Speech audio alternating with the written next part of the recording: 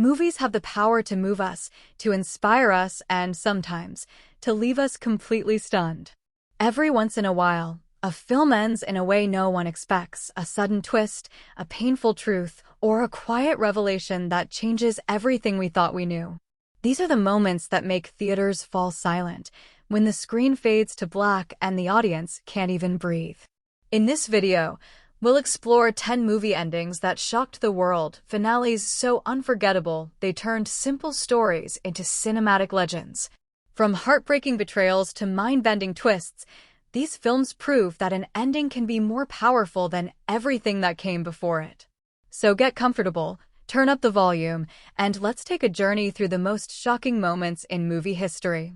And if you love films that challenge your mind and stay with you long after the credits roll, don't forget to like, share, and subscribe, because this story is just beginning. Clapperboard number 1, The Sixth Sense, 1999, the twist that redefined modern cinema. When The Sixth Sense hit theaters in 1999, few could have predicted that this quiet psychological thriller would forever change the way we watch movies. Directed by M. Night Shyamalan and starring Bruce Willis and a young Haley Joel Osment, the film follows Dr. Malcolm Crowe, a child psychologist trying to help a troubled boy named Cole, who claims he can see dead people. What begins as a haunting story about fear and trauma slowly unfolds into one of the most mind-blowing twists in film history. For most of the movie, audiences follow Crowe as he attempts to heal Cole's fear and understand the mysterious apparitions surrounding him. Every scene builds tension, the cold breath, the eerie silences, the sense that something unseen lingers nearby. Yet Shyamalan carefully misdirects the viewer, letting us believe that Crowe is alive and working through personal guilt. Only in the final moments do we realize the truth. Dr. Malcolm Crowe is dead, and the boy was truly communicating with spirits all along. That revelation didn't just shock audiences, it redefined storytelling. The twist was so perfectly executed that many returned to the theater just to rewatch every clue they'd missed. Shyamalan's direction, combined with Osment's haunting innocence and Willis's restrained performance, made The Sixth Sense a modern classic. More than 2 decades later, its legacy endures. The phrase, "I see dead people," became a cultural touchstone, quoted endlessly and instantly recognizable even to those who've never seen the film. The ending sparked countless imitators and inspired an entire generation of filmmakers to pursue clever, emotionally grounded twists. But what truly makes The Sixth Sense special isn't just the surprise, it's the emotion behind it. Beneath the ghostly chills lies a story about connection, regret, and the need for closure. Even today, few films manage to blend psychological horror and heartfelt storytelling as seamlessly. The Sixth Sense didn't just end with a twist, it ended with an awakening, both for its characters and its audience. Clapperboard number 2, Fight Club, 1999, the identity twist that broke every rule. When Fight Club premiered in 1999, audiences thought they were getting a story about rebellion, consumerism, and underground boxing. What they got instead was a psychological gut punch that challenged everything they believed about identity, masculinity, and control. Directed by David Fincher and based on Chuck Palahniuk's novel, the film follows an unnamed narrator, Edward Norton, a disillusioned office worker trapped in a life of insomnia and emptiness, who finds meaning through a reckless friendship with the charismatic Tyler Durden, Brad Pitt. Together, they form Fight Club, a secret society where men rediscover raw emotion through violence. At first, Fight Club feels like a commentary on the modern world's emptiness, a sharp critique of how consumer culture numbs individuality. But as the story unravels, Fincher's direction becomes increasingly chaotic, mirroring the narrator's mental collapse. Then comes one of cinema's greatest reveals: Tyler Durden and the narrator are the same person. The two personalities are fragments of the same broken mind, one craving order, the other chaos. That single revelation transformed Fight Club from a gritty underground drama into a philosophical exploration of the human psyche. The twist forces viewers to question not just what they've seen, but also what it means to be free in a society that defines worth through possessions and conformity. Tyler's world, his cult of anarchy and destruction, becomes both thrilling and horrifying, a mirror of the narrator's desperate need for meaning. The ending, where the narrator finally destroys his delusion by shooting himself and watches skyscrapers crumble to the tune of "Where is my mind?", remains one of the most iconic in film history. It's both an ending and a beginning, the collapse of illusion, the rebirth of self. Fight Club wasn't an instant hit upon release, but its impact grew over time. The twist ending became a cultural milestone, influencing countless films and discussions about unreliable narrators and mental instability. Today, it stands as a masterpiece of subversion, a story that punched through the walls of convention and made us question our own reflections. Clapperboard number 3. Say 7 in 1995, the box that shattered our souls. Few endings in movie history have left audiences as stunned or as haunted as Say 7 in. Directed by David Fincher, this 1995 crime thriller follows two detectives, the cynical veteran William Somerset, Morgan Freeman, and the impulsive rookie David Mills, Brad Pitt, as they chase a serial killer who murders according to the 7 deadly sins. The film's bleak tone, relentless tension, and meticulous pacing build toward a conclusion so devastating it became one of the most unforgettable finales ever put to film. For most of its runtime, Say 7 in feels like a grim procedural, intelligent, stylish, and deeply unsettling. Each crime scene is a grotesque puzzle, showcasing the killer's warped sense of justice.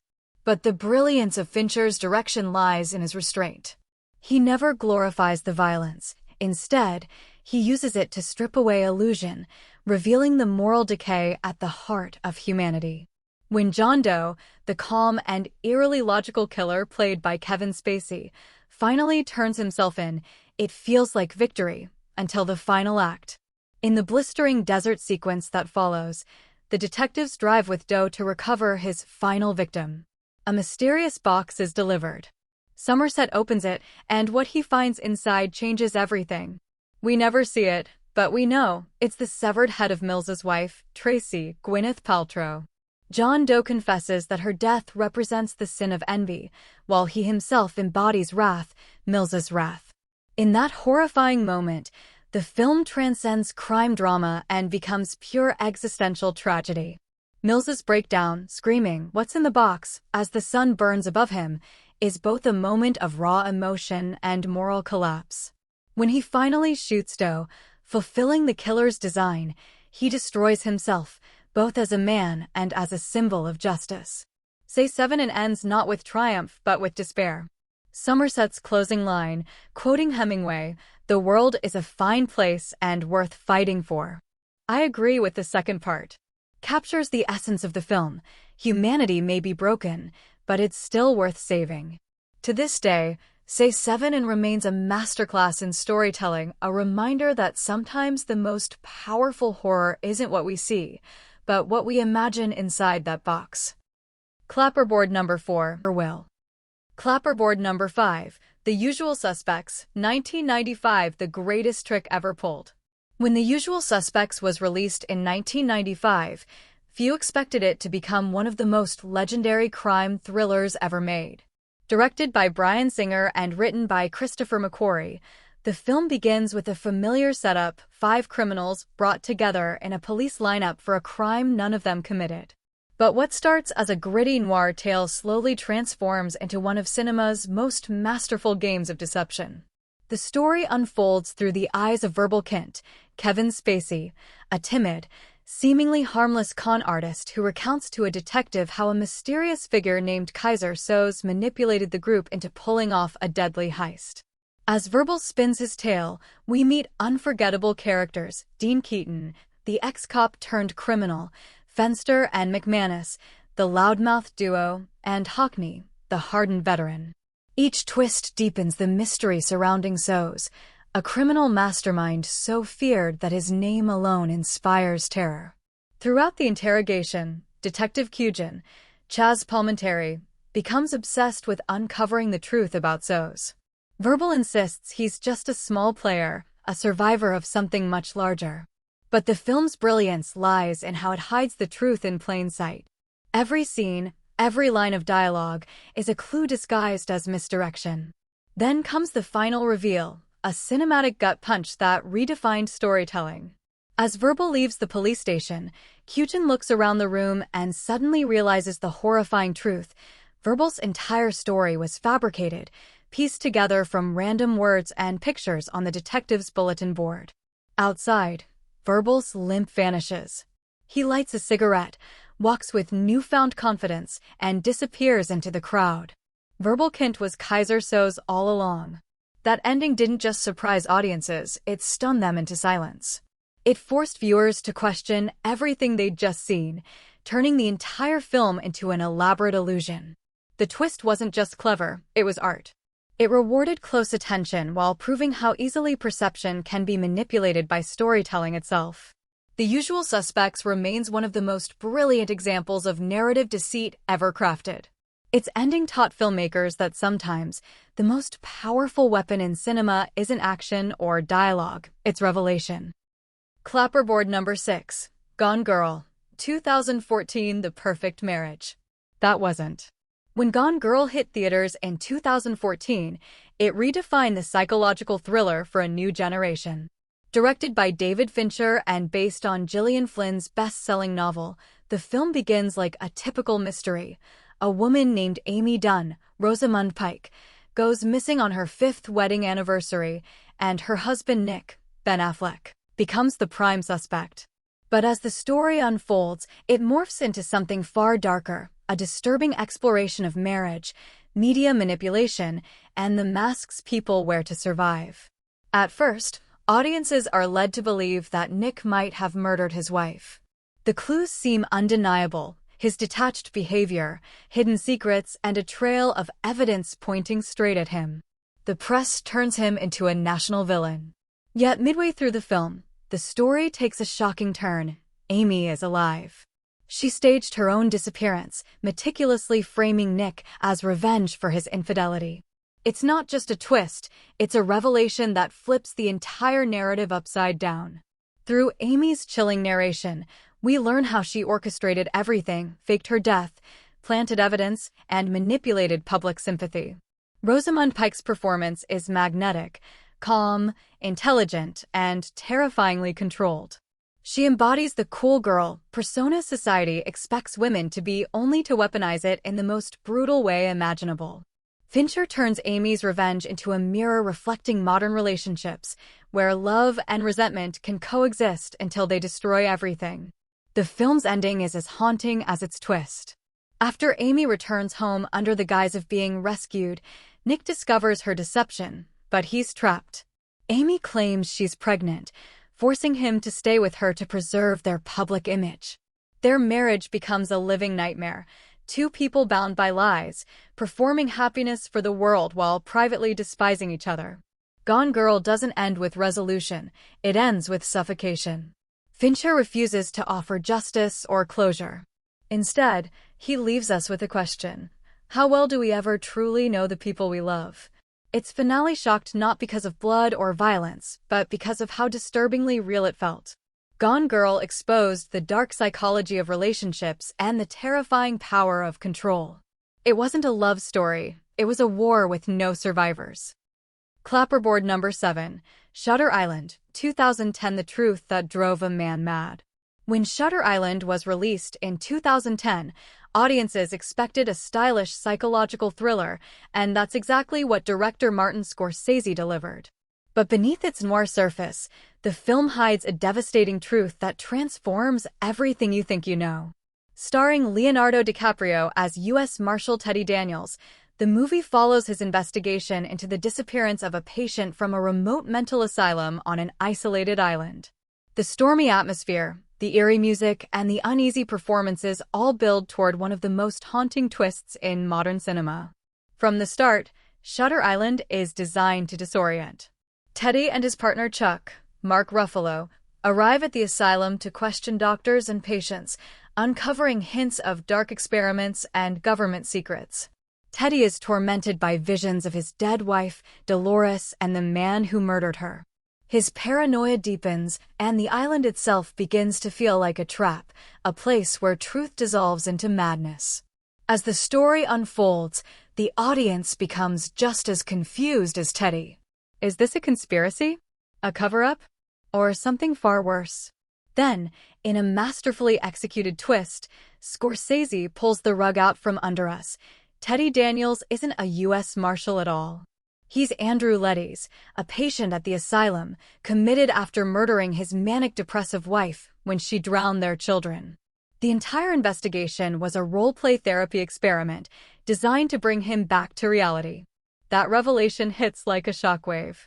Everything we've seen, every clue, every suspicion, suddenly takes on new meaning. The gunfights, the chase scenes, the hallucinations, all were projections of Andrew's fractured mind. Yet what makes the ending unforgettable isn't the reveal itself, but what comes after. When Andrew appears to regain clarity, he delivers one final, chilling line. Which would be worse, to live as a monster or to die as a good man? It's an ambiguous moment that leaves us questioning whether he truly relapsed or chose to embrace the lie to escape unbearable guilt. Shutter Island ends not with answers, but with silence, a haunting reflection on denial, trauma, and the fragility of the human mind. It's a film that forces us to confront a terrifying truth. Sometimes, the mind will destroy itself just to survive. Clapperboard number 8. Oldboy, 2003. The Revenge That Became a Curse. When Oldboy premiered in 2003, it stunned audiences with its raw emotion, shocking violence, and one of the most disturbing endings in film history. Directed by Park Chan-wook, this South Korean masterpiece tells the story of Oh Dae-soo, Choi Min-sik, a man mysteriously imprisoned in a small room for 15 years without knowing why. When he is suddenly released, Dae-soo embarks on a brutal quest for vengeance, determined to find his captor and uncover the truth behind his lost years. What begins as a straightforward revenge thriller soon transforms into something much darker and more psychological. Dae-soo's journey is relentless. He fights his way through gangsters, uncovers clues about his past, and falls in love with a young woman named Mi-do, who becomes his only source of comfort in a world that has forgotten him. The film's intensity, especially the iconic hallway fight scene shot in a single take, cements its reputation as one of the greatest action sequences ever filmed. But beneath the violence lies an intricate moral labyrinth. As Dae-soo closes in on his tormentor, Lee Woo-jin, Yoo-ji-tae, the horrifying truth finally unravels. This was never about revenge, it was about punishment. Woo-jin reveals that years ago, Dae-soo spread a rumor that destroyed his sister's life, leading to her death. His long imprisonment was vengeance, but the cruelest twist comes next. Woo-jin exposes that Mi-do, the woman Dae-soo has fallen in love with, is actually his daughter. Their relationship was manipulated by Woo-jin's elaborate plan, a symphony of psychological torture designed to break Dae-soo completely. That revelation shatters not just the protagonist, but the audience. In an act of unbearable guilt and despair, Dae-soo cuts out his own tongue, begging Woo-jin for mercy and trying to erase the truth from existence. Yet even that act cannot undo what has been done. The film ends ambiguously, with Dae-soo undergoing hypnosis in an attempt to forget, smiling faintly as the screen fades to white. It's not redemption. It's tragedy disguised as peace. Oldboy is more than a revenge film. It's a meditation on memory, guilt, and the destructive nature of obsession. Its ending doesn't shock for shock's sake. It devastates because it exposes the darkest corners of the human soul. Clapperboard number 9. Avengers, Infinity War, 2018. When heroes lost the battle. When Avengers, Infinity War premiered in 2018, it wasn't just another superhero movie. It was the culmination of a decade of storytelling across the Marvel Cinematic Universe. Directed by Anthony and Joe Russo, the film brought together dozens of beloved heroes: Iron Man, Captain America, Thor, Spider-Man, Doctor Strange, and more, to face their greatest threat yet, Thanos, the Mad Titan. But instead of delivering the triumphant victory audiences expected, Infinity War shocked the world with one of the boldest endings in blockbuster history. The film follows Thanos' ruthless mission to collect the 6 Infinity Stones, powerful artifacts that grant him control over the universe.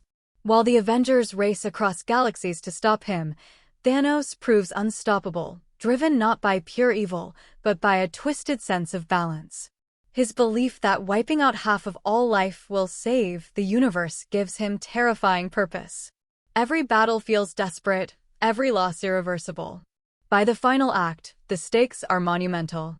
On Titan, Iron Man and his team nearly defeat Thanos, while on Earth, the remaining heroes fight to protect Vision and the Mind Stone. But in a devastating turn, Thanos overcomes them all. With a snap of his fingers, the now iconic snap, half of all living beings disintegrate into dust. Heroes vanish before our eyes, Spider-Man begs not to go, Black Panther fades into nothing, and silence fills the screen. The impossible has happened, the villains have won. That ending stunned audiences worldwide. The theater that once roared with excitement sat in utter silence as the credits rolled. It was a cinematic moment that defied every convention of the superhero genre.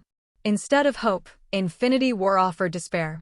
Instead of closure, it left only heartbreak and disbelief.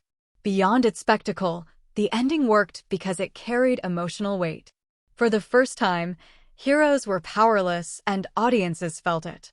The final shot of Thanos watching the sun rise in peace, content after his horrifying act, became one of the most chilling images in modern cinema. Avengers: Infinity War proved that, even in a world of gods and superpowers, the most shocking thing a story can do is let the heroes lose. Clapperboard number 10, Parasite 2019, when class warfare turned deadly. Bong Joon-ho's Parasite 2019 isn't just a movie, it's a masterclass in storytelling that exposes the brutal divide between the rich and the poor. The film begins as a dark comedy about the struggling Kim family, who cunningly infiltrate the wealthy Park household by posing as qualified workers. But as the story unfolds, what starts as clever deception spirals into something far more disturbing, a raw, violent critique of class inequality that leads to one of the most shocking endings in modern cinema. Throughout the film, the tension simmers under the surface, the Park's oblivious luxury contrasted against the Kims' desperate ingenuity. The revelation of another family secretly living in the Park's basement is the first real jolt, transforming the tone from satire to horror. The parasites aren't just the poor exploiting the rich. Both classes feed off each other, trapped in an endless, toxic dependency. The climax explodes during the Park family's lavish garden party.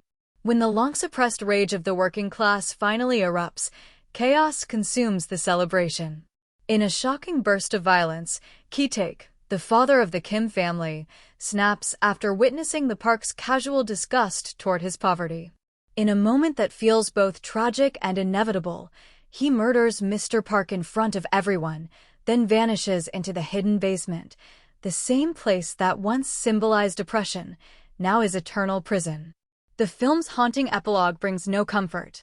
Ki-woo, the surviving son, dreams of earning enough money to buy the Park house and free his father. But Bong Joon-ho delivers the cruel truth. The dream is just that, a dream. The camera pans over the same cramped semi-basement apartment, reminding us that the cycle of inequality continues. The ending of Parasite left audiences worldwide speechless. It wasn't a twist for shock value, it was a mirror held up to society. The film forces us to confront a brutal question. In a world built on inequality, who is really the parasite? Parasite made history as the first non-English language film to win the Academy Award for Best Picture, a fitting triumph for a story that transcended borders and class, leaving viewers stunned long after the credits rolled. When the final scene fades to black, what lingers isn't just the story, it's the feeling. The confusion, the awe, the shock that reminds us how powerful a single moment can be. Some endings leave us broken, others leave us enlightened, but the greatest ones never truly end. They live on in our minds, replaying over and over like echoes of a dream we can't forget. These films remind us why we fell in love with cinema in the first place, because sometimes the most unforgettable stories aren't the ones that comfort us, but the ones that challenge us. So if these endings moved you, surprised you, or made you think twice about what's real and what's not, don't just stop here. Like, share, and subscribe for more journeys through the hidden corners of cinema, because every ending is just the start of another story.